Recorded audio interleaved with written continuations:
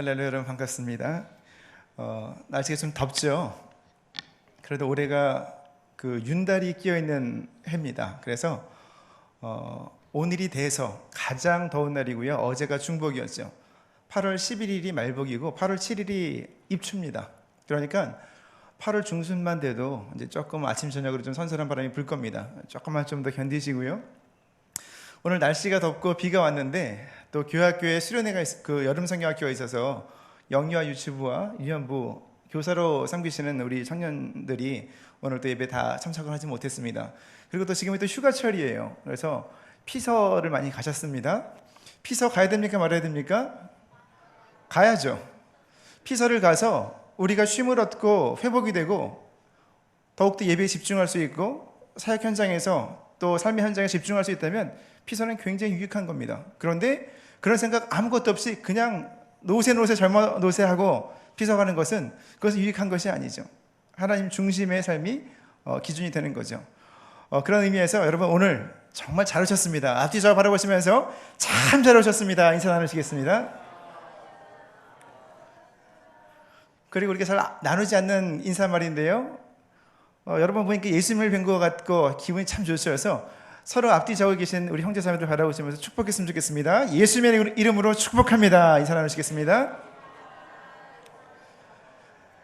할렐루야. 하나님 감사합니다. 저희들 비가 오는 가운데도 또 이 무더운 날씨 가운데도 주님을 사모하는 마음을 허락하여 주셔서 주님 전에 나와 함께 모여 예배하게 인도하여 주심을 감사합니다. 정직하고 순전한 모습으로 주님께 예배 드리기를 원하오니 성령께서 저희 마음 주장하여 주시고 하나님 기뻐하시는 하나님께서 임재하시는 귀한 예배 될 수 있도록 저희 마음을 인도하여 주옵소서. 예수님의 이름으로 기도하옵나이다. 아멘. 제목 한번 따라 하시게. 오늘 제가 적그리스도의 거짓말이라는 제목으로 하나님 말씀을 나누겠습니다. 적그리스도의 거짓말. 지난 1970년 이집트에서 카이로 아시죠 여러분? 이집트의 수도. 거기서 남쪽으로 약 160km 정도, 뭐 한 100마일 정도 떨어진 곳에서 콥트어라고 해서 이제 고대 이집트 말로 쓰여 있는 어떤 그 문서가 하나 발견됩니다. 이거를 이제 차코스 사본이라고 이야기를 합니다. 요 앞에 건데요. 어쨌든 뭐 상관없습니다. 여기에는요 이겁니다. 이 차코스 사본의 33에서 58페이지에는요 가룟 유다가 쓴 예수님에 관한 행적들이 나타나 있습니다. 이걸 뭐라고 할까요? The Gospel of Judah, 유다 복음이라고 합니다. 이 유다 복음에 의하면 예수님이 정말 마음을 나누어 주신 제자는 가룟 유다 한 사람밖에 없습니다. 그리고 예수님의 마음을 진정으로 이해한 사람은 가룟 유다 한 사람밖에 없습니다. 그런데 그 내용이 예수님과 관련된 역사성이나 어떤 그 성경적인 기원 이거를 증명하지는 못합니다.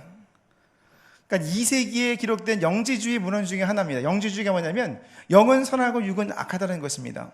영적인 것만 강조하는 그런 문헌 중에 하나죠. 그래서 성경이 정경으로 구성될 때 배제되었던 그런 사본입니다. 예를 들면 어떤 이런 거죠. 저는 항상 염려를 합니다. 어떤 염려를 할까요? 지나가다가 특히 제가 서울 충무로 뭐 서울 그 명동 근처에 이런 번화한 서울 중심부에는 가지는 않습니다. 왜 그럴까요?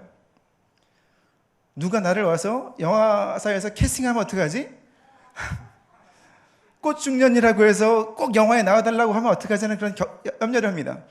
제 뭐 친구 중에 정신과 의사가 있는데요. 최 목사가는 영어로는 disillusional disorder라고 우리말로 과대망상증이라고 하는데 괜찮습니다. 저는 그 친구 왜 그런 말을 하는지 저를 다 시샘에서 하는 얘기라는 것을 잘 알고 있기 때문에 그렇습니다. 그럼에도 불구하고 최성훈 목사는 뭐 꽃미남이다 이렇게 글을 뭐 책으로 한 권을 만들어서 기록을 해서 교회 비치를 하는 거죠. 이 지역을 재개발을 한다고 생각해 보시죠. 재개발을 하다가 그 책에 묻혀 있습니다. 뭐 몇십 년 몇백 년 지나서 다시 한번 여기를 또 다시 한번 재개발하고 공사를 하는데 보니까 땅에서 어떤 책 문헌이 하나 나오는데 최성훈 목사는 꽃미남이다. 그러면 후대 사람들이 그걸 가지고 정말 그럴까 연구를 할 수 있는 거죠. 그런데 정말 그렇습니까? 자, 잘 생각하고 대답하시기 바랍니다. 어쨌든 뭐냐면요, 가룟 유다의 복음, 유다 복음이라는 것은요, 영지주의 문헌 중에 하나예요. 성경 전경에 포함되지 못하는 굉장히 미신적인 내용이기 때문에 전혀 일고의 가치가 없는 문헌입니다. 그런데 오늘날 그냥 발굴되었다고 해서, 그리고 아까 우리 방송실에 자막을 그림을 띄워주셨지만 2006년 5월에 내셔널 지오그래픽 잡지에 이게 실리면서 유다복음이 대서 특필을 하게 되고 한 10년 전쯤이죠. 2006년 5월이니까 갑자기 센세이션을 일으킵니다. 왜 그럴까요? 유다복음은 아무것도 아닙니다. 그냥 미신적인 내용이 있는 영지주의 문헌 중에 하나인데 유다가 예수 그리스도의 복음에 관해서 썼다고 해서 그것이 세간의 이목을 끌게 됩니다. 왜 현대인들이 이런 사실은 아무것도 아닌 아무런 권위가 없고 아무런 증거가 없는 이런 문헌에 왜 열광했을까요? 교회 밖에서는 이단들이 득세를 하고 교회 안에서는 성경과 다른 이설들이 득세를 하면서 교회 안에서 진리의 말씀이 선포되지 못하기 시작되고 교회 밖에서 예수 그리스도의 몸된 교회가 오히려 사회에서 빛과 소금의 역할을 감당하지 못하고 사회에서 손가락질을 받는 지경에 이르렀기 때문에 그렇습니다. 그래서 말씀에 갈급한 현대인들이, 그리스도인들이 지푸라기를 잡는 심정으로 이 유다복음을 보면서 관심을 갖고 열광한 것입니다. 우리가 살고 있는 이 시대의 특징이 무엇이고 어떤 시대 정신의 흐름을 가지고 있느냐를 살펴보는 것은 굉장히 중요합니다. 그래야지 교회 본질에 집중할 수 있기 때문에 그렇습니다. 사도 요한은 우리가 지난주에 나눈 대로 아이드라라는 이건 나이를 나타내는 그런 호칭이 아니라고 그랬죠. 친근감이 있는 그런 용어를 사용합니다. 그러면서 소아시아의 교회들에게 권면을 하는 내용이 오늘 본문의 내용입니다. 지금은 마지막 때라고 말을 합니다. 이거를 한자로 말세라고 하죠. 말세는 언제부터 언제까지입니까? 예수님 당신은 말세입니까? 아닙니까?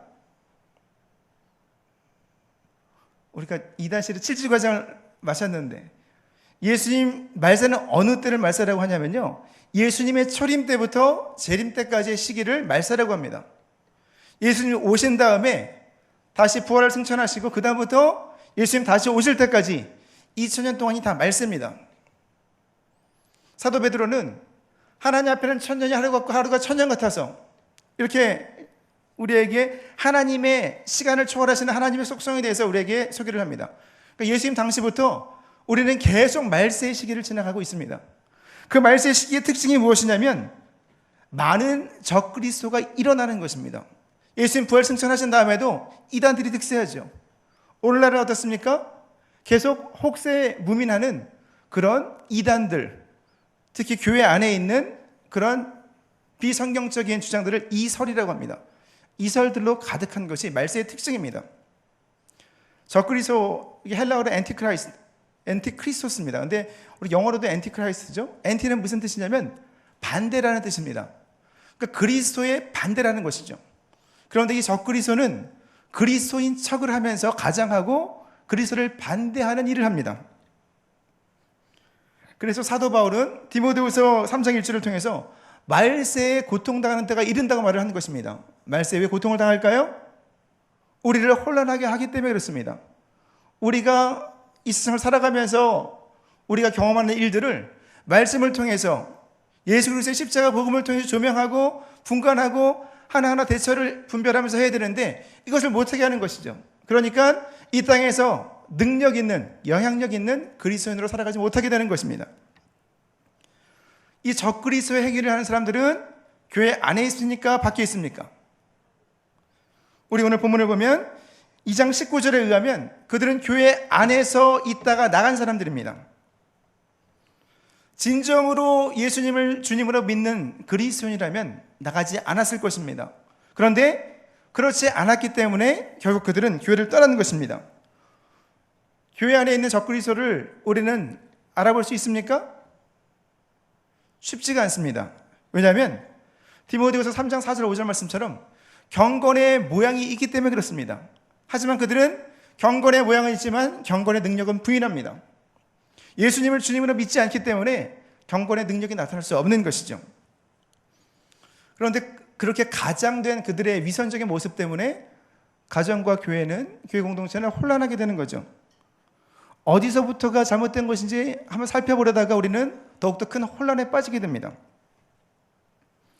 특히 목회자들이나 교회 지도자들, 직분자들이 적 그리스도와 같은 사람들이라면 교회는 어찌할 수 없는 큰 혼란에 빠지게 됩니다. 지난 2006년에 그 산업심리학자인 폴 베비액이라는 사람과 범죄심리학자인 그 로버트 헤어라는 사람이 쓴 그 양복 입은 독사, Snakes in Suit라는 책이 있습니다. 양복 입은 독사인데 이 책의 부제는 When Psychopaths Go to Work. 그래서 사이코패스가 직장에 갈 때라는 것이 부제입니다.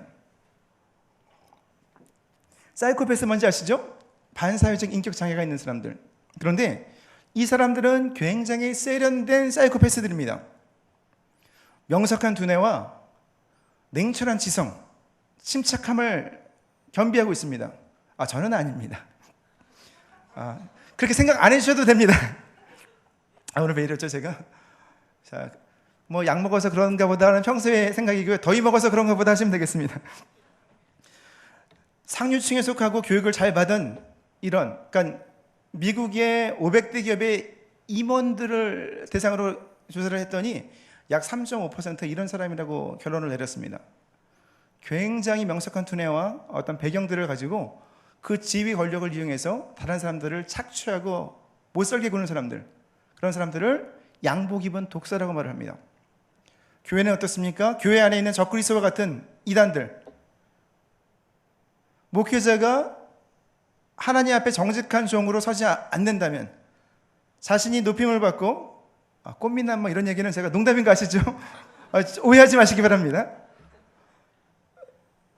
그렇게 자신 드러내기 위해서 인간 중심의 사역을 하는 사람이라면 그 사람은 양복 입은 무당입니다. 양복 입은 독사든 양복 입은 무당이든 하는 일은 똑같습니다. 예수 그리스도의 몸된 교회를 허무는 것이고 교회를 이루는 공동체, 교인들 한 사람 한 사람을 상처를 주고 혼란하게 해서 예수님으로부터 떠나게 하는 것이죠. 그런 적그리스도를 경계하면서 사도 요한은 20절에서 너희는 거룩하신 자에게서 기름 부음을 받고 모든 것을 아느니라. 거룩한 자에게서 기름 부음을 받고 분별하라는 것이죠. 기름 부음을 받다라는 단어는요, 헬라어로 크리오라는 것입니다. 이 어원은 기름 부음이라는 뜻인데 이게 여러분 크리스마라는 것입니다. 크리스마 많이 들어보신 것 같죠? 그리스도, 크리스토스와 어원이 같습니다. 이 크리스토스는 헬라어고요. 이게 히브리어로 사이어, 메시아라고 하죠. 메시아를 헬라어로 번역한 게 크리스토스입니다. 메시아는 무슨 뜻일까요? 예레미야 예가 4장 20절을 보면 또 이사야서 61장 1절을 보면 인류 구원을 위해 기름 부음을 받은 자를 헬라어로 메시아라고 합니다. 이것을 헬라어로 그리스말로 하면 크리스토스가 되는 거죠. 그러니까 예수는 사람의 이름입니다. 호세야, 좌슈아, 여호수아 다 똑같은 말이에요. 사람 이름입니다. 그런데 그 2000년 전에 오신 예수님을 크리스토스, 기름 부음을 받은 나를 구원하시기 위해, 우리를 구원하시기 위해 기름 부음을 받은 구세주 주님으로 믿는 사람들이 크리스찬이죠. 그리스도인인 것입니다. 그러니까 거룩하신 자에게 기름 부으심을 받았다는 것은 뭐냐면 예수님을 주님으로 믿고 예수님 말씀대로 따르는 진리 가운데 거한다는 것이죠. 그리고 성령으로 하지 아니하면 고린도전서 12장 7절 예수님을 주님으로 시인할 수 없죠. 성령으로 충만한 사람, 성령으로 충만해서 하나님의 말씀의 가르침을 따라 사는 사람이 거룩하신 이로부터 기름 부음을 받은 사람입니다. 저와 여러분과 같은 크리스찬, 그리스도인을 말하는 것이죠. 그러면 거짓이 무엇인지를 분별하게 됩니다. 거짓의 반대는 진리죠. 성경이 말하는 진리는 무엇입니까? 여러분 요한복음 3장 16절 많이 성경의 진리라 한 절을 요약하면 이것입니다 그런 얘기를 많이 하죠. 하나님이 세상을 이처럼 사랑하사 독생자를 주셨으니 누구든지 저를 믿는 자마다 멸망하지 않고 영생을 얻게 하려 하심이니라. 하나님이 세상을 이처럼 사랑하사, 세상 안에는요 여러분 우리가 다 포함되어 있습니다. 하나님이 나를 이처럼 사랑하사 독생자를 보내주셨다는 거예요. 이게 성경에 말하는 진리입니다. 적그리스도는 이것을 부인합니다. 특히 초대교회 이단들은요, 영지주의자들은 이렇게 얘기를 합니다. 영은 선하고 육은 악한 거예요. 예수님은 영적인 분이에요. 그러니까 대표적인 이단은 가연설, 육체를 입고 오실 수 없다 했으면 도저히 예수님이 주님이라면 육체를 입고 오실 수 없다. 십자가 고난 당하신 게 아니다. 왜냐하면 육체로 오시지 않았기 때문에. 그러면 십자가 대속의 의미가 없어져요. 아니면 아예 예수님이 주님이라는 사실을 부인합니다. 그냥 위대한 선지자 중에 한 명입니다. 위대한 순교자입니다. 부활승천? 무식한 소리 하지 마세요. 이러는 거죠. 그렇게 되면 예수님이 주님이심이 부인되는 것이고, 세상을 이처럼 사랑하사, 나를 이처럼 사랑하사 독생자를 보내주신 하나님에 대해서도 부인하는 것이죠. 인정하지 않는 것이 됩니다. 오늘날 이단들도 그렇죠? 근데 오늘날 이단들은 역시 이단 짓거리를 하려면 그 정도는 해야 되죠. 자칭 예수예요. 내가 예수라고. 그러니까 악당이 돼도 그 정도는 해야 됩니다. 대통령도 아주 제가 싫어하는 대통령이지만 전두환 대통령. 나 29만 원 밖에 없습니다. 그러니까 장세동 씨를 포함해서 가신들은 다 수십억씩 다 나눠주죠. 지금도 이렇게 관리를 하고 있죠. 보스 기질은 정말 충만한 사람이죠. 그러니까 악당이 되려면 그 정도는 돼야 되는 거예요. 오늘날 이단들도 조그만 방향을 잘 잡았으면 교회에 큰 일꾼들이 됐을 겁니다. 상당히 많은 이단들이 교회에 열심히 신앙생활 하다가 교회 지도자 역할을 하다가 튕겨져 나간 사람들이죠. 거기서 전도사 사역을 하다 나가서 또 이단을 만들고, 우리가 한번 이단 계보를 통해서 한번 우리가 정리했었죠. 그렇게 진리와 거짓을 분별하는 그런 비결, 적그리스도의 미혹을 이기는 비결을 사도 요한은 24절로 요약합니다. 너희는 처음부터 들은 것을 너희 안에 거하게 하라. 처음부터 들은 것, 예수 그리스도를 통한 복음의 진리죠. 예수님이 요한복음 15장 7절을 통해 말씀하신 것처럼 너희가 내 안에 거하고 내 말이 너희 안에 거하면 무엇이든지 원하는 대로 구하라. 그리하면 이루리라. 우리가 구하긴 구하되, 우리가 예수 그리스도 안에 거하고 예수 그리스도의 말씀이 우리 안에 있으면 우리가 생각하는 것은 예수 그리스도의 생각이 됩니다. 우리의 시선은 예수님의 시선이 되는 거예요. 그러면 무엇을 구해도 거리낌이 없는 거예요. 그러니까 우리가 피서를 가도 예수 그리스도의 영광을 위해서, 예수님과 더욱더 가까워지기 위해서, 회복되기 위해서, 쉼을 얻기 위해서, 한 발짝 더 2보 전진하기 위해서 1보 후퇴를 한다면 그것은 하나님께 영광을 돌리는 것이요, 예수님이 기뻐하시는 것입니다. 그런데 그런 게 없이 지금 아니면 언제 너나 아무 생각 없이 가는 것은, 그리고 교회 예배드리지 않는 것을 쉽게 생각하는 것은 예수님을 나도 모르게 반대하고 대적하는 것이죠. 그러니까 피서 가는 게 잘못됐다? 전혀 그렇지 않습니다. 가야 돼요. 여건만 되면. 못 가시는 청년들은 우리 수련회 오셔서 계곡에 발도 담그시고, 그리고 예배를 우선 4시간 잡았는데, 제가 요즘에 예전에 제가 한 10여 년 전에 야성이 막 살아나려고 그러는 것 같아서 새벽까지 한번 예배를 드려볼까 하는 생각을 좀 살짝 하고 있습니다. 교회학교 전도사님 세 분들 같이 가세요.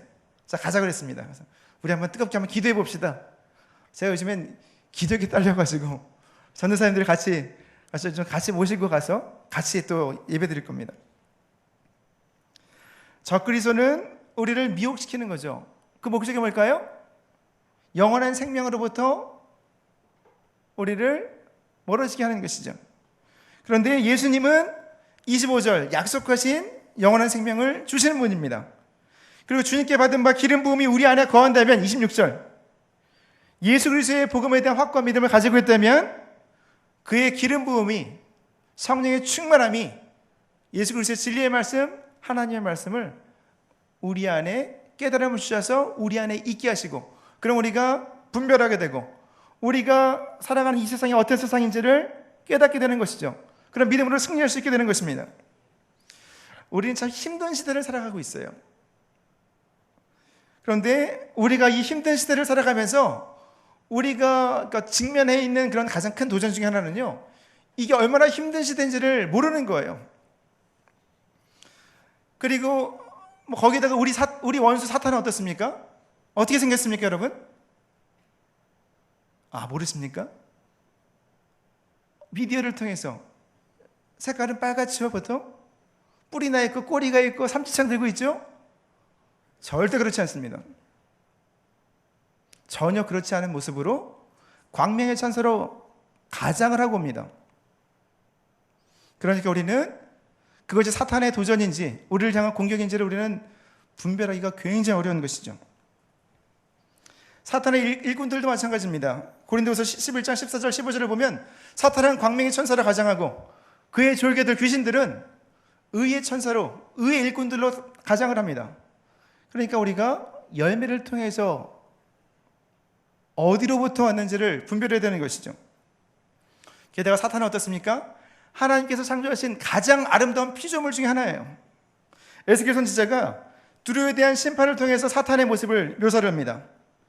요한계시록 12장 4절입니다. 에스겔 선지자를 우선 설명하죠. 내가 아름다움으로 마음이 교만하였으며 내가 영화로움으로 내 지혜를 더럽혔으며. 계시록 22장 4절을 보면 얼마나 사탄이 매력적이었는지 하늘에 있는 별, 천사들을 3분의 1을 데리고 하나님께 대적합니다. 그걸 3분의 1이나 되는 천사들이 따라가는 거죠.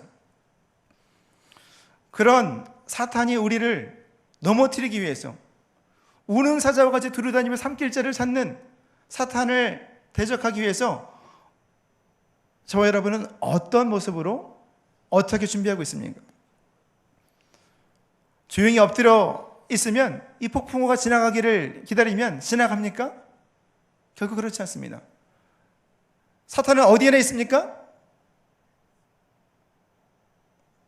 제가 셀 모임 준비에 인도를 하면서 제가 종종 질문을 합니다. 사단은 우리 마음을 읽습니까? 못 읽죠. 마음을 감찰하시는 이는 폐부를 쪼개시는 이는 감찰하시는 야훼 하나님 한 분입니다. 그러면 사탄은 어디에나 있습니까? 무소부지하신 분, 편지하시는 분은 하나님 한 분이에요. 베드로전서 5장을 보시고 욥기 1장 2장을 보시면 하나님이 천상위에 통해서 너 뭐 하다 왔냐? 이 땅을 두루다니다 왔습니다. 내가 이 땅을 두루다니다 왔습니다. 어디나 다 있는 것이 아니에요. 사탄은 루시퍼 한 놈이죠. 졸개들이 귀신들입니다. 악마들. 수련의 주제가가 우리가 주 믿는 사람이라는 산송인데요. 거기에 온 세상 모든 마귀를, 그건 악마라는 뜻이에요. 번역을 잘못했습니다. 사탄은 루시퍼, 마귀라고도 하고 예뱀이라고 하는 한 놈입니다. 그 졸개들이 타락한 천사들, 귀신들이죠. 어쨌든 사탄은 두루다닙니다. 마음을 잃지 못하기 때문에 우리 말과 행동을 보고 우리 약점을 지금 다 기록해놓고 있는 것이죠. 우리가 가장 연약했을 때, 약점을 드러낼 때 옵니다. 여러분, 수련회 가서 3시간, 4시간, 5시간 예배 드리고 성령 충만할 때 그때 하나님을 대적하는 유혹의 소리를 우리에게 들려줄까요? 절대 그렇지 않습니다. 그럴 때에는 우리의 관계를 통해서 시험 들게 하죠. 성령 충만할 때는 다른 길로 옵니다. 우리의 약점을 너무나 잘 알고 있기 때문에 말씀으로 깨어 우리가 분별하지 않으면 우리 넘어질 수밖에 없는 것이죠. 그래서 사도 베드로는 근신하라 깨어라. 이게 사도 요한이 24절에서 말한 너희는 처음부터 들은 것을 너희 안에 거하게 하라. 28절 자녀들아 이제 그의 안에 거하라. 이게 근신하라 깨어라와 같은 말인 것입니다.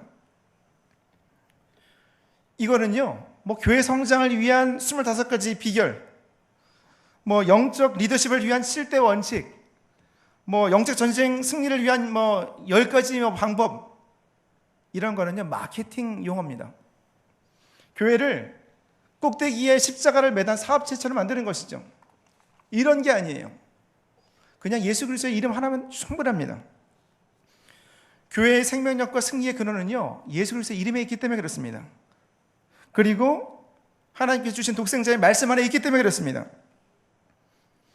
우리가 예수 그리스도를 머리로 하고 하나님의 말씀을 우리 마음에 품으면, 성령의 도우심을 받아 성령으로 충만하면, 그러면 예수님 말씀하신 대로 마태복음 16장 18절 음부의 권세가 교회를 이기지 못하게 되는 것이죠. 그런데 우리가 때때로 승리하지 못하는 이유는 무엇입니까? 교회 안에서 말씀이 사라지기 때문이고요. 그래서 교회를 이루는, 예수 그리스도의 몸을 이루는 교인들이 말씀 위에 제대로 서 있지 못하기 때문에 그렇습니다. 사실은 목회자들이 하나님의 말씀, 예수 그리스도의 진리의 말씀을 온전히 선포하지 않기 때문에 그렇습니다.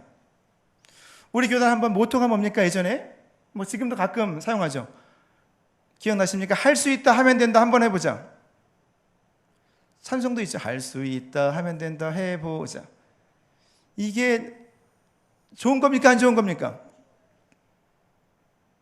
좋을 수도 있고 안 좋을 수도 있어요. 예전에 좋았습니까? 안 좋았습니까? 좋았죠. 왜냐하면 아무것도 없는 가난한 나라에서 예수 그리스도의 피 묻은 복음을 통해서 할 수 있다 하면 된다 한번 해보자. 그렇게 캐치프레이즈로 이 모토로 외칠 때는요, 하나님이 그 중심에 계셨어요. 조 목사님 말씀하신 좋으신 하나님의 개념은 우리에게 소망을 줬었습니다. 오직 믿음으로 우리가 할 수 있다 하면 된다 한번 해보자. 선포하면서 전진하니까 믿음으로 승리하고 성장했습니다. 그런데 오늘날 어떻습니까? 여도순복음교회는요, 1년 예산이 얼마인지 아십니까? 1,000몇백억이에요. 그런데 교회학교가 영유아 유치부부터 청년까지가 작년에 5,000명 깨지고 4,000명 깨지고 3,000명 간신히 유지합니다. 1,000명 중에 1명이 영유아 유치부 청년이에요. 왜 그렇습니까? 할 수 있다 하면 된다 한번 해보자.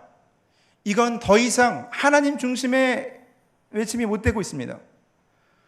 교회가 조영기 목사님 중심으로, 제자 목사님들 중심으로 교회가 제자교회를 나누게 되고, 교구 목사, 기관장, 국장 올라가면서 위계가 강조가 돼요. 목회자들이 편질됐습니다. 하나님의 말씀을 중심에 품고 하나님 중심에 할 수 있다 하면 된다 한번 해보자가 아니라, 여기서 1년 2년 있다가 1년 2년 안에 할 수 있다 하면 된다 한번 해보자. 인원 동원하고 헌금 쥐어짜면서 사람이 승진하고 사람이 높아지기 위해서 그 캐치프레이즈를 이용해 버리면서 교회에서 말씀이 사라지고 목회자 입술에서 말씀의 권위가 떠나가게 되는 것이죠. 결국 목회자가 양복 입은 독사, 교회 안에 있는 양복 입은 무당으로 변질됐기 때문에 할 수 있다 하면 된다 한번 해보자는 하나님 중심이 아니라 사람을 높이고 사람을 하나님 자리에 올리는 그런 수단으로 변질된 것입니다. 그러한 인본적인 기준으로 교인들을 들들 볶는 교회는 가라앉게 되어 있습니다. 그런 복음이 아니라 들들 볶는 볶음이죠. 교회 성장에 유용한 프로그램이 있으니까 한번 가보십시오. 부흥사가 왔습니다. 오세요. 새벽 예배 오세요. 수요 오세요. 금요일 오세요. 토요일 오세요. 섬기세요. 교사 봉사하고 청년회도 섬기세요. 제가 작년에 9월 25일에 설교를 하고 와서 교회는 계속 드라이브를 걸고 있으면 사실은요, 나쁜 의미가 아니라 회복시켜보자는 의미입니다. 청년부는 제가 드라이브를 지금까지도 안 걸고 있어요. 그리고 제가 웬만하면 싫은 소리를 잘 안 하려고 노력을 합니다. 여러분 어떻게 받아들이는지 모르겠지만 제가 싫은 소리를 한다면 여러분을 신뢰하고 사랑하기 때문이에요. 제가 잘 안 해요. 지금 이제 조금 회복될 기미가 있는데 지금 나를 따르라 전진 여러분 감당 못합니다. 많이 지쳐있거든요. 이제 좀 회복 기미가 보이고 있는 것뿐이에요. 지금 이번 기수 회장단 셀장들은 굉장히 고생을 많이 했어요. 다음 회장단은 훨씬 수월할 겁니다. 다음 셀장들은요, 전진할 준비를 하실 수 있어요. 그만큼 여유도 생겼습니다. 우리 교단의 목회자들은 종종 이런 말씀을 하세요. 좋은 아버지가 될 생각은, 그런 썩어빠진 생각은 집어치워라. 저희 선배 목사님들, 저는 이제 그런 그 위치는 아니지만 보통 젊은 목사님들, 전도사님들한테 그런 말씀 많이 하세요. 어떻게 감히 주의 종이 좋은 아버지, 좋은 남편이 될 생각을 하느냐? 충성 다해라. 집에 들어가지 말아라. 아니요. 온전한 남편이 되지 못하고 온전한 아버지, 어머니가 되지 못하는데 어떻게 교인들을 사랑으로 품을 수 있습니까? 좋은 아버지가 못 되는데 아버지 노릇을 할 수 있습니까? 그런데 목회자 노릇을 할 수 있을까요? 안 됩니다. 양복 입은 독사, 양복 입은 무당으로 전락할 뿐이죠. 예수님 어떠셨습니까? 평생 예수님 뒷바라지 하셨던 육신의 어머니 마리아를 오늘 요한서신을 기록한 요한에게 맡기시면서 요한복음 19장 27절 마지막 죽음의 순간까지 챙깁니다. 요한에게 마리아를 맡기시면서 보라 내 어머니니라. 평생 요한이어서 어머니 마리아를 섬겨요. 평생 독신이었던 사도 바울도 이런 말을 합니다. 디모데전서 5장 8절. 누구든지 자기 친족, 특히 자기 가족을 돌보지 아니하면 믿음을 배반한 자여 불신자보다 더 악한 자니라. 성경적 원리는요, 가정이 가장 중요한 기반이에요. 가정이 서야 교회가 서고, 교회가 서야 사회에서 빛과 소금 역할을 감당하고, 그래야지 사회에서 잘못하는 거 우리가 막으면서 정화할 수 있는 역할을 감당하는 것이죠. 성경에서 교회는 어디서 나옵니까? 신약 성경이 처음 나와요. 복음서. 가정은요? 작년에 제가 한번 설교했던 것 같은데, 창세기 2장. 뭐가 먼저입니까? 가정입니다. 저는 그래서요, 여러분 결혼하시거나 아니면 뭐 직장 이동하시면서 가족이 함께 예배 드릴 수 있는 곳이라면 얼마든지 저는 교회를 옮기시라고 그래요. 이단만 아니면. 가정이 제일 중요하고, 하나 되어서 예배 드리는 게 너무나 중요하기 때문에 그렇습니다. 교회도 중요하죠. 왜 그럴까요? 한 가정에 모여서 예수 그리스도를 머리로 하는, 예수님이 십자가 보혈로 피값으로 사신 공동체이기 때문에 그렇습니다. 우리는 가정에서도 힘을 얻지만 교회 함께 모여서 교회에서 영적인 양분을 공급받아요. 그런데 온전한 교회를 이루는 기반은 가정입니다. 가정을 이루는 사람은 여러분 한 사람 한 사람이에요. 우리 찬양팀이 굉장히 강력하죠. 우리 여자순복음교회 청소년부의 자랑입니다. 그런데 오늘 성가대 오늘 한 사람 보강됐는데 굉장히 균형이 잘 맞아요. 형제 자매가 섞여 있으니까 그런 거예요. 제가 항상 이야기하지만 웬만하면 교회 안에서 서로 불쌍히 여기면서 내가 좀 양보하자 해서 내려가세요 제발. 좀 만나셔서 승전거를 올리고 풍악을 울리시면서 결혼하세요. 괜찮습니다. 제가 보니까 이 안에서 여러분 어떻게 만나셔도 괜찮아요. 자, 귀 있는 자는 들을지어다. 그런데 예수 그리스도가 머리라는 사실을 우리가 잃어버리면 교회가 변질됩니다.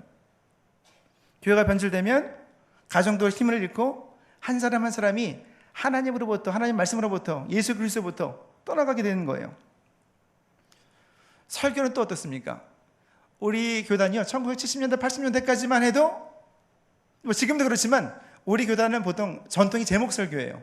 제목 설교가 뭐냐면 목회자가 기도를 열심히 합니다. 그래서 하나님이 응답과 깨달음을 주시면 이번 주에 이런 말씀을 전하겠다. 그래서 예를 들어서 서로 사랑하라, 뭐 힘써 믿으라, 뭐 소망을 가지라, 깨달음을 가지면요, 거기에 관련된 성경 본문을 막 찾아요. 그리고 하나님 주신 깨달음을 가지고 제목을 정해놓고 1대지, 2대지, 3대지를 정해놓고 관련된 성경 본문을 가서 끼워 맞추는 거예요. 주인이 뭐죠? 그 제목 설교의 중심은 자신의 깨달음입니다. 말씀이 주인이 아니에요. 그런데 한 70년대, 80년대까지만 해도 우리 교단의 제목 설교가 어필했었습니다. 왜 그럴까요? 조영기 목사님이 4-5시간 최소한 5-6시간 기도를 하세요. 최하실 목사님이 날마다 정말 밥 먹듯 금식을 하시면서 영성으로 그것을 다 이루어오시는 거예요. 그런데 그 다음 세대 목회자들은요, 그렇게 기도 안 합니다. 사실 그렇게 기도할 수도 없어요. 제가 6시간, 7시간 기도 못 합니다. 그게 시간이 없어요.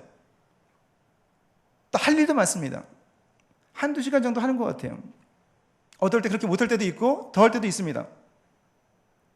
지금은요, 예전에는 신학교육을 제대로 받은 사람이 없었기 때문에 목회자가 기도해서 받은 깨달음 가지고 이걸 열심히 짜서 성경 말씀을 끼워 맞춰서 전해도 은혜가 됐었습니다.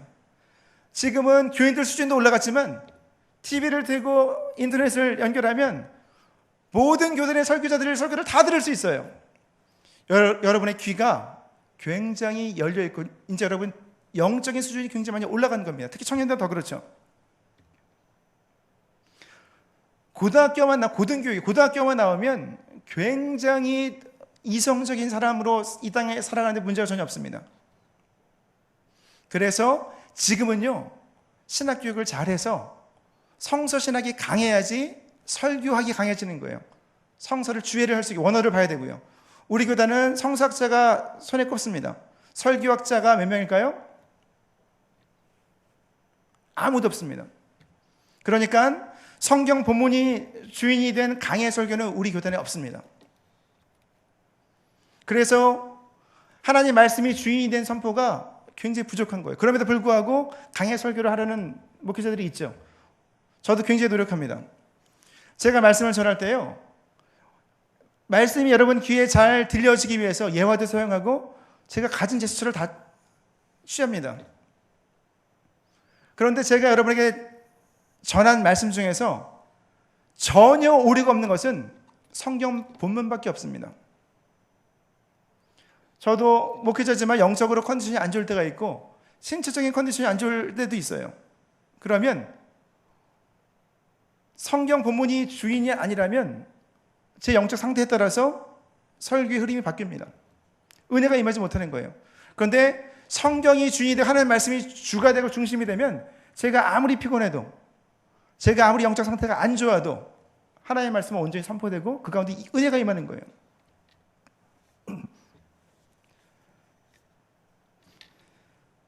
왜냐하면 하나님의 말씀에 예수 그리스도의 이름에 권세와 능력이 있기 때문에 그렇습니다. 그렇게 되면 교인들이 말씀의 은혜를 힘입어서 소망을 가지게 되고요, 2장 28절처럼 주께서 나타나신 바가 되면 그가 강림하실 때에 우리로 담대함을 얻어 그 앞에서 부끄럽지 않게 하려 함이라. 우리의 모습을 가지고 하나님 앞에 나가는 것이 아니라 예수 그리스도의 십자가 보혈을 의지해서 담대하게 성소로 나갈 수 있게 되는 거죠. 그리고 의로우신 예수님을 아니까 행위로 구원받는 것이 아니라 구원의 은혜에 감사해서 우리의 삶을 통해서 예수 그리스도의 복음을 증거하게 됩니다. 2장 29절 말씀처럼 의로우신 예수님을 알고 예수님을 향한 믿음으로 의를 행하게 되는 것이죠. 우리 신앙생활하는 데 있어서 가장 중요한 것이 순서입니다. 행위가 아니라 믿음이 먼저예요. 그러니까 설교자들이 항상 하시는 말씀처럼 예수 그리스도의 몸된 교회를 세우는 원리는 하나님의 말씀, 예수 그리스도의 이름의 권세와 능력, 성령의 도우심입니다. 반대로 하나님의 말씀과 반대되는 것은요, 그러니까 자꾸 세습을 하는 거예요. 교차 세습다고 뭐 별 일을 다 하죠. 그리고 개인적인 영적 지도자들이 개인적 욕심을 채우는 것, 그리고 성공을 교회에 들여와서 교인들을 달다 볶는 것, 우리가 모여야 됩니다. 그런데 왜 모이느냐? 하나님께 영광 돌리기 위해서, 하나님을 온전히 예배하기 위해서, 예수 그리스도의 말씀의 은혜를 우리의 삶 가운데 담기 위해서, 성령으로 충만해서 세상을 이기고 승리하기 위해서 모여야 되는 거예요. 거기에 필요한 모임들이 있어야 됩니다. 대형교회는 그런 면에서 굉장히 유리합니다. 예배가 많고 프로그램이 많아요. 누가 어떤 상태에서 어떤 프로그램, 어떤 예배를 와도 자신의 필요를 다 채울 수 있습니다. 교회가 크다고 무조건 좋은 건 아닙니다. 그런데 교회가 규모가 크다면 그만큼 사명이 있는 거예요. 결국 목회나 신앙생활이나 뭐 쉽습니다. 기본적인 원리는 영어로는 the matter of centrality, 중심성의 문제예요. 우리 마음이 예수 그리스도의 이름을 통해서, 진리의 말씀 통해서 하나님께로 가고 있다면, 그러면 그것은 우리를 살리는 것이고 세상에서 승리하게 하는 그런 것입니다. 근데 하나님을 떠나 있고 사람을 바라보게 되는 그런 목회요, 그런 운영이라면, 그럼 그 가운데 하나님의 은혜가 임할 수도 없고 예수 그리스도의 능력이 나타날 수 없는 것입니다. 지난주에도 그랬지만 우리가 찬양하면서 예수 사랑한다 고백하면 그때 여러분 마음 어떻습니까? 저만 막 뭉클한가요? 제가 중년이라서 그런가요? 막 마음이 감동되지 않습니까? 뭐 상관없습니다. 그럼 저는 신령해서 그렇고, 예배에서 가장 중요한 것은요, 예수 그리스도 십자가 대속의 은혜를 우리가 마음에 새기는 거예요. 그 가운데 성령이 임하시고 하나님의 임재가 임합니다. 그러면 우리는요, 눈에 보이는 것 상관없이 우리는 담대함을 얻게 돼요. 눈에 보이는 건 넘어 있는 하나님의 은혜를 바라보게 됩니다. 우리가 5월, 6월에 여리고성을, 여호수아서를 통해서 여리고성 공격하는 우리 본문을 나눴었죠. 어떤 때는요, 우리가 굉장히 힘들 때가 있어요. 요셉을 생각해 보시기 바랍니다. 창세기 39장. 요셉이 보디발의 아내 유혹에 넘어가지 않았죠. 요셉이 단순히 성적 유혹에 넘어가지 않고 거부한 것 뿐입니까? 2번이나 거부하죠. 계속 그랬을 겁니다. 나오지는 않았지만. 이건 뭘까요? 타협하고 사느냐, 아니면 거부하면 죽음이에요. 한낱 노예에 불과한데 거부하고 살아남기를 바랍니까? 죽는 거예요. 이건 사느냐 죽느냐의 문제입니다. 영적인 분별력은요, 우리의 삶과 죽음을 다룹니다. 에서도 마찬가지고요. 여호수아서에서 우리가 여리고 들어가죠. 제가 여호수아라면요, 오늘날의 인본적인 생각을 가지고 있다면 물어볼 것 같아요. 이웃나라에 요즘에 신무기가 가장 좋은 게 뭐가 있냐고, 성을 공격하게 공성술 관련된 어떤 최근 자료가 뭐가 있냐고 책을 막 사볼 것 같아요. 그게 인간의 방법입니다. 하나님은 어떻게 하십니까? 여리고 들어가라. 너희가 이긴 게 아니야. 6일 동안 하루에 한 바퀴씩 돌아라. 7째 날 7바퀴 돌아라. 사람이 한 게 아니라는 것을 알게 하시기 위함입니다. 왜 그랬을까요? 하나님의 목적 뭘까요? 여리고를 뺏는 게 목적입니까? 아니에요. 가나안 전체를 두렵게 해서 가나안 전체를 차지하게 하시는 것이 하나님의 목적입니다. 근데 우리는 자꾸 여리고만 바라보고 우리는 못합니다 얘기해버리는 거예요. 그런 우리의 마음에 빛나고 높은 보좌 위에 있는 예수 그리스도의 이름을 의지해서 하나님의 능력이 비추기 시작하면 우리가 세상을 바라보는 관점이 달라집니다. 그런 사람이 진정한 그리스도인이죠. 이 시간 함께 찬송 부르면서 빛나고 높은 보좌와 그 위에 앉으신 주 예수 얼굴 영광이 저 여러분 삶 가운데 임하기를 주님의 이름으로 축복합니다. 함께 찬송하시고 함께 기도하겠습니다.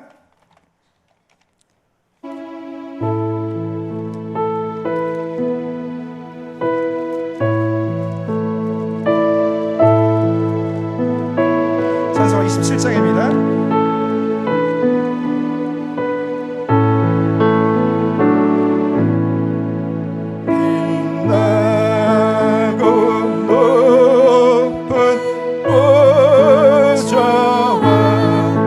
그 위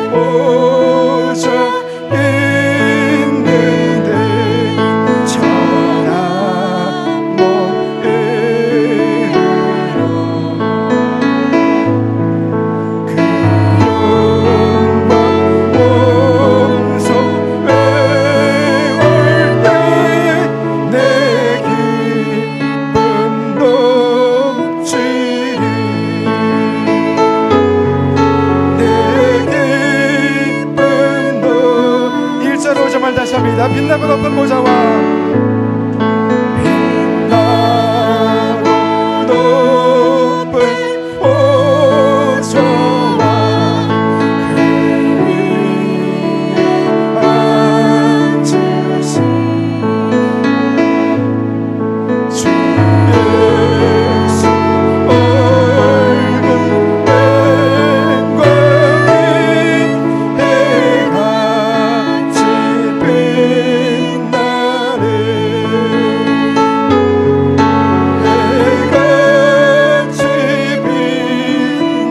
주님의 보좌에 있는데